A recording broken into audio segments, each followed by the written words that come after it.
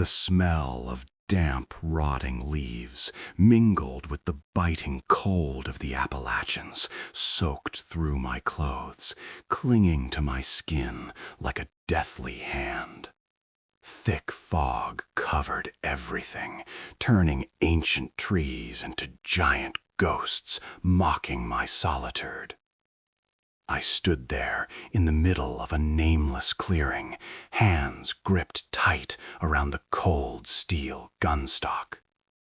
The hunting rifle in my hand was now just a useless piece of iron, empty and heavy. The sound of the off-road vehicle's engine faded into the distance, tearing through the forest's silence before vanishing into nothingness. Good luck finding your way back, Jack. Beau's raucous laughter still echoed in my ears, full of triumph and contempt. This is the Ashford family's test of manhood. Don't go crying like a baby. Thomas added one last jab before they hit the gas, leaving me in the deep woods without a map, no GPS, and not a single spare bullet. They called this a hunting tradition, but I knew it was a humiliating sentence designed specifically for the son-in-law they always looked down upon. The silence that followed was immediate, a deadly and terrifying stillness. I could hear my heart pounding in my chest, harmonizing with the wind whistling through dry leaves.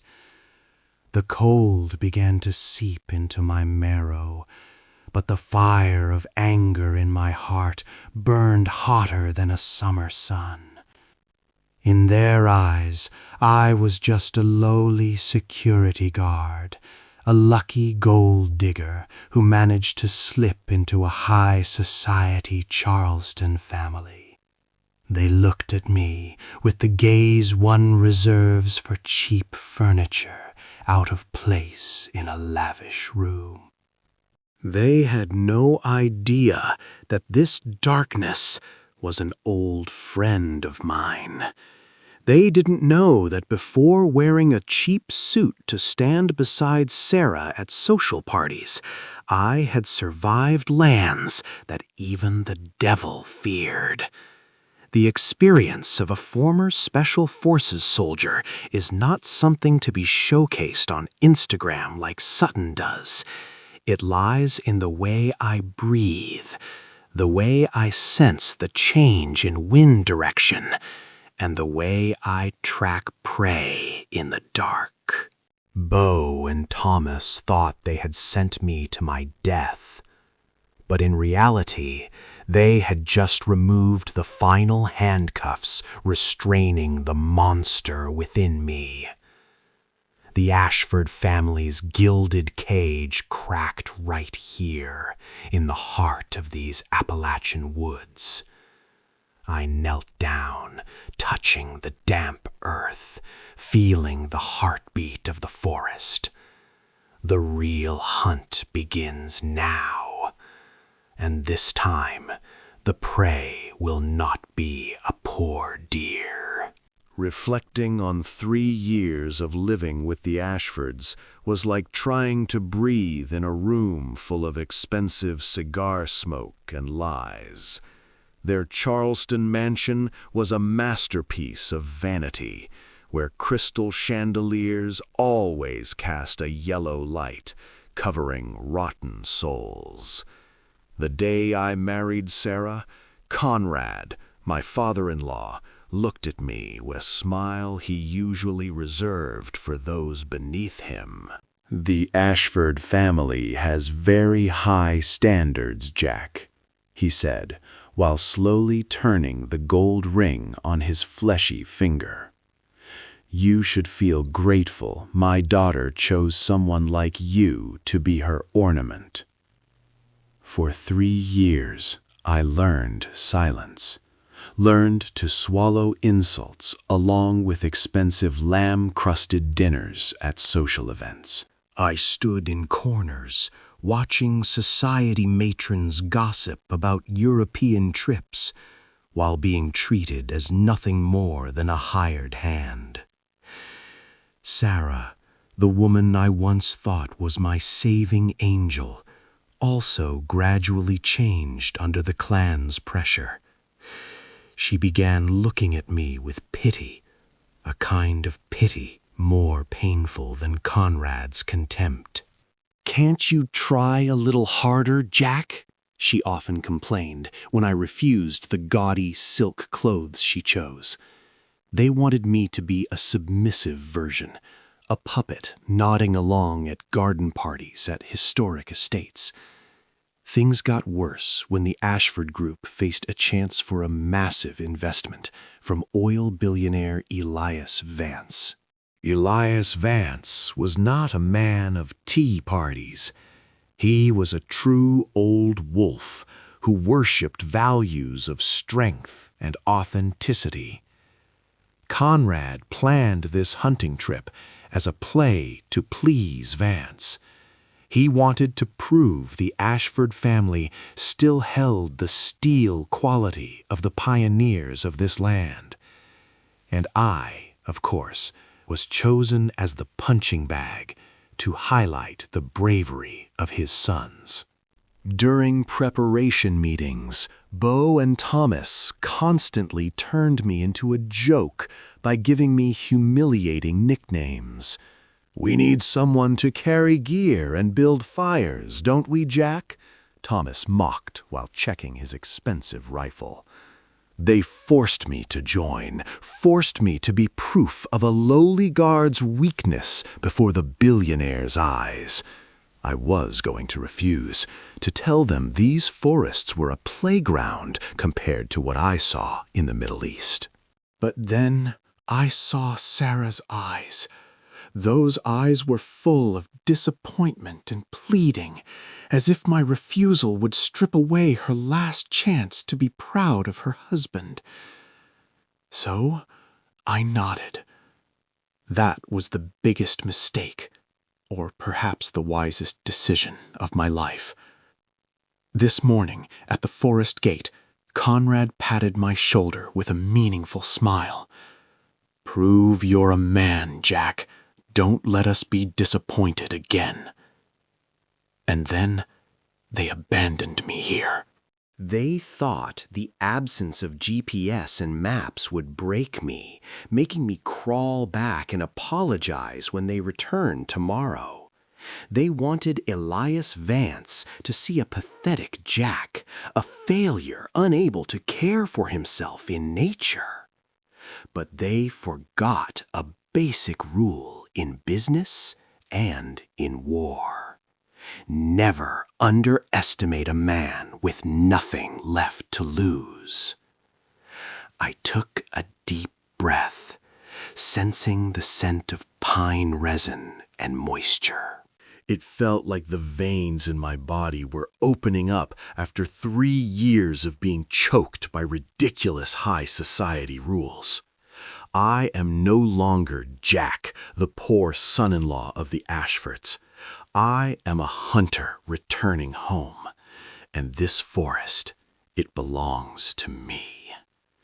Darkness fell over the Appalachian forest faster than I expected, bringing a skin-cutting cold and the scent of a forming blizzard.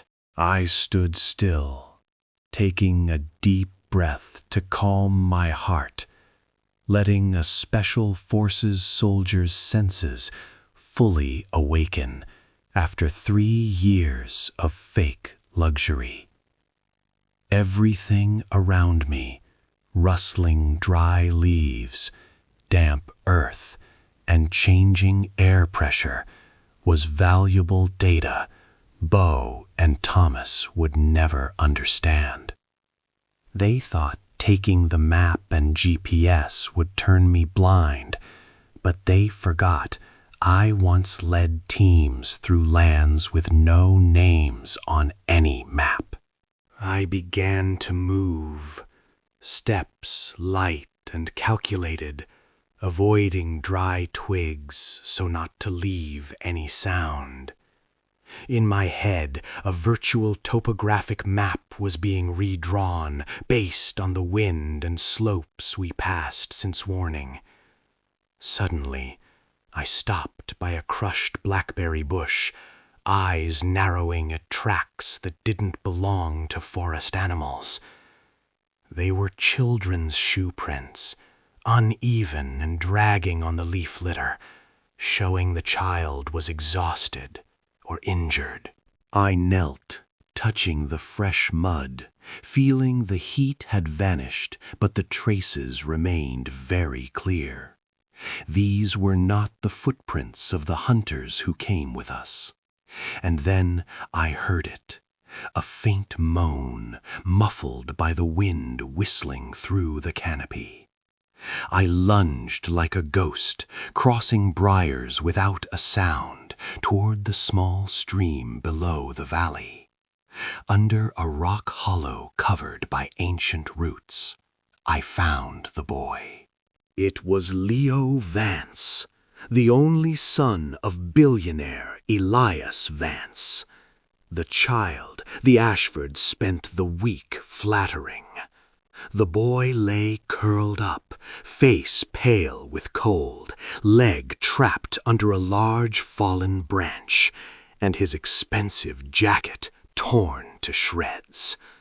"Don't be afraid, Leo, it's me," I whispered, my voice carrying the absolute composure I trained through hundreds of battles. The boy's gaze was terrified, but then it softened as he recognized the son-in-law he saw at dinner last night. I checked Leo's injury with the professional hands of a man who once had to stitch his own wounds. The boy had a broken left leg, and the cold was pulling him into dangerous hypothermia. I took off my specialized jacket, wrapping him, while using dry branches to stabilize the broken leg quickly. "Everything will be fine. I'll get you out of here," I said, though knowing the coming blizzard would turn this forest into a death trap. In that moment, Leo grabbed my hand, his voice trembling with fear, but incredibly clear. "Uncle Jack, I saw them. Uncle Bo and Uncle Thomas. They laughed when they left you.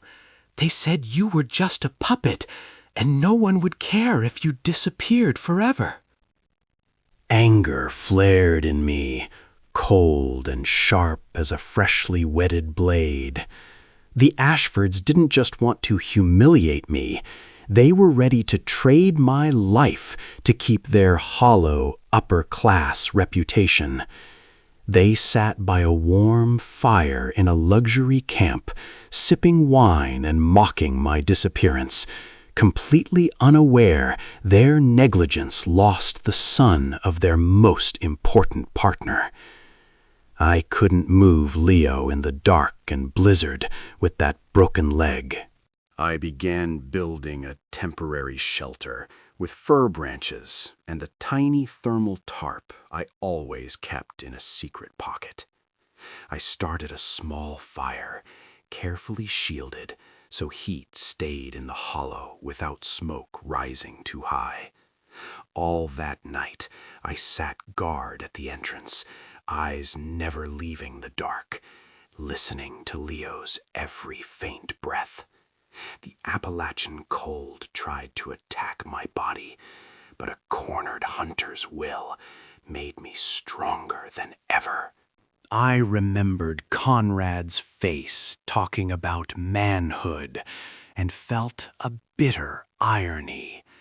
Their manhood was built on lies and betrayal. Mine was forged from blood and mud. I looked at Leo sleeping in my arms and knew this was no longer a simple survival.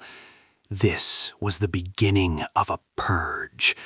The Ashford family chose the wrong opponent, and they chose the wrong place for their dirty plot. Dawn will come soon, bringing Vance's helicopter and the collapse of a fake empire. I gripped the bulletless gun, eyes toward the Ashford camp, where fire still flickered on the distant horizon. The cage was open, and the beast they tried to crush was preparing to step out with its full power. I no longer felt the cold, only a terrifying serenity of one who has seen Judgment Day. Their time was running out with every snowflake falling outside, and I would be the last one standing to witness it all turn to ash.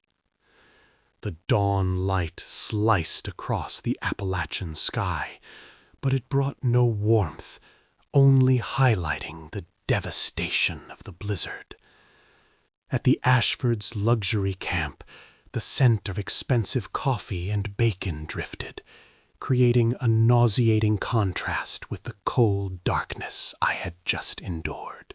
Conrad stood there, wrapped in a thick fur coat, his face perfectly faking a look of concern as he stood beside billionaire Elias Vance. "Elias, I am terribly sorry. We had people scour the trails but found no sign of Leo," Conrad said, his voice dramatically trembling. "And Jack, too, my poor son-in-law. Perhaps he got too lost due to his clumsy nature." Bo and Thomas stood behind, trying to hide triumphant smiles under their wool scarves. They thought their prank had gone perfectly, getting rid of me and creating a heroic situation for them to pretend to rescue Leo later. But Elias Vance didn't look at them. His eyes were sharp as a hawk's, looking into the void of the forest. Suddenly, the roar of a helicopter engine tore through the silence, powerful winds blowing white snow everywhere. The Vance Group's rescue helicopter landed right in the middle of the clearing, bringing the power of an unstoppable entity. The door swung open, and I stepped out first, body covered in frost, but eyes burning with a deathly calm. In my arms was Leo Vance, wrapped tightly in my tactical jacket, the boy appearing exhausted but fully conscious. Conrad rushed forward, ready to utter fake words. "Oh, Jack, thank God you saved the boy." But Elias Vance brushed him aside with incredible strength. He caught his son, and in that moment, Leo pointed directly at Bo and Thomas. "Father, they were the ones who left Uncle Jack in the forest without a gun or map." The boy's voice rang through the helicopter speaker, as clear as a sentence. "I hid in the bushes and heard them laughing about wanting him to disappear forever." The silence covering the camp was more terrifying than last night's storm. A silence where one could hear the Ashford's honor shattering. Conrad's face turned from pale to purple, his lips trembling without a word. This must be a misunderstanding. Leo is young. He might have misheard," Conrad tried to protest in desperation. Elias Vance stood up, a head taller than Conrad, and his gaze could melt white snow. "I've spent my life working with wolves, Conrad, and I know the smell of betrayal when it stands right in front of me. You talk to me about family values, about trust to receive hundreds of millions of my investment dollars, yet you let your sons abandon a family member to death to satisfy petty selfishness." Vance turned to his secretary, his voice cold and decisive. "Cancel all contracts with Ashford Group immediately." "I never invest in people ready to stab their own family in the back."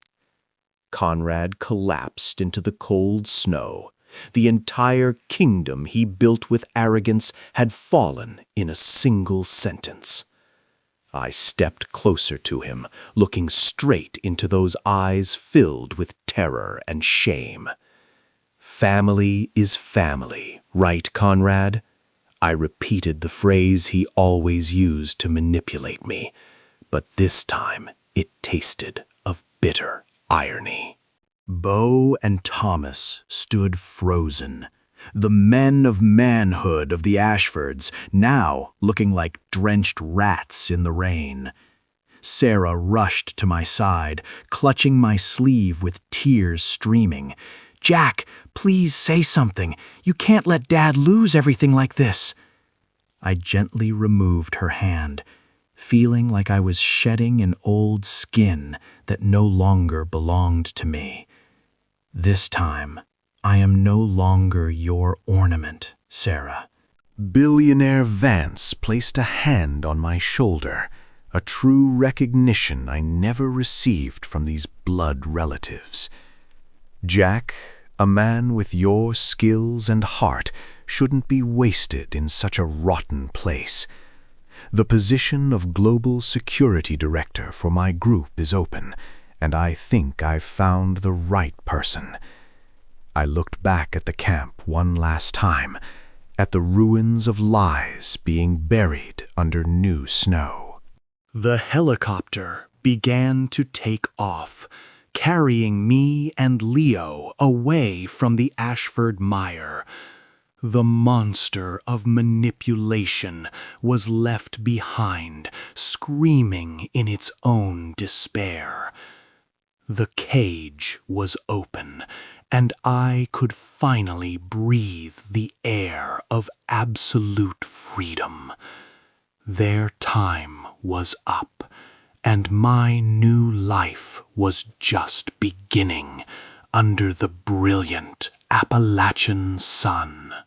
A week had passed since that fateful morning in the Appalachians, and my world had completely overturned in a way the Ashfords never dared imagine.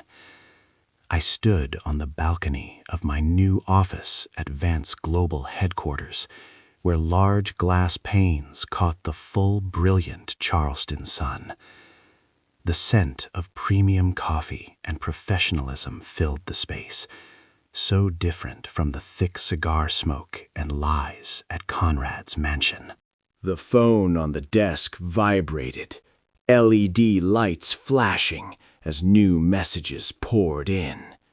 Sarah sent dozens of messages every day, words changing from pleading and regret to blame and manipulation.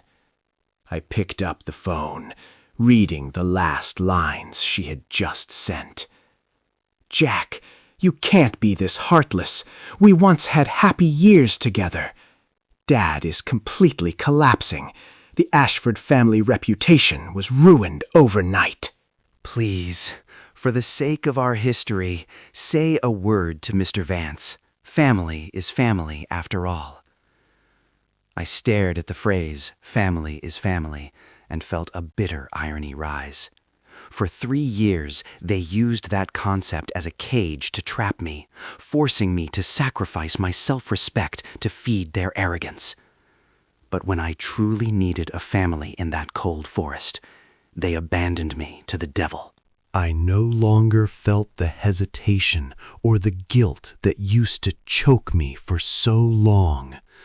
The version of Jack who always tried to please everyone, who always bowed to the Ashfords' unreasonable demands, had died with that blizzard. I calmly navigated to the contact settings. I blocked Sarah's number, cutting the last thread linking to the toxicity she brought. Next was Conrad, who must now be facing angry shareholders and unpayable debts. I blocked Bo and Thomas as well, who were likely struggling to sell their off-road vehicles and expensive rifles for legal fees. Each touch on the screen brought an indescribable sense of relief. Adeline, my loyal lawyer friend, stepped in and placed the finalized divorce papers on the desk. "It's all done, Jack. You are now a legally free man. Mr. Vance has officially withdrawn all capital from Ashford Group. Conrad's career is truly over." I nodded, thanked Adeline, and looked out towards Charleston Harbor, where ships were preparing to sail.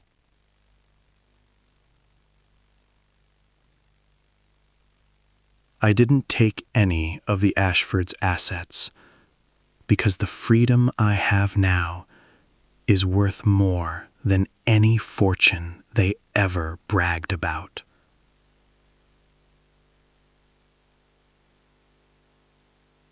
Elias Vance walked in, patting my shoulder, with a sincere respect I never received from Conrad. "Ready for the flight to London tonight, Jack? We have a lot of work to do." "I've been ready for a long time," I replied, my voice ringing with confidence and resolve. I left behind the ashes of a clan that had rotted from the inside. Some bridges, once burned, should not be rebuilt. I walked out of the office, heading straight toward the brilliant future waiting for me. The monster of contempt had vanished forever.